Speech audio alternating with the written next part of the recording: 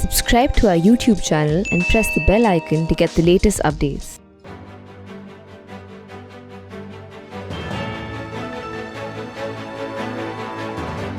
Welcome to Achievers News. Over 50 ill after eating Prasad in Balasore. Over 50 persons, including women and children, were taken ill after eating the Prasad of Bhagavati Puja at Gillajodi village under Basta block of Balasore district on Friday. Reportedly, the Bhagavati Puja was being held in the village for the last 2 days. The Bhagavati Puja was celebrated with great pomp and the Prasad was being distributed among the devotees.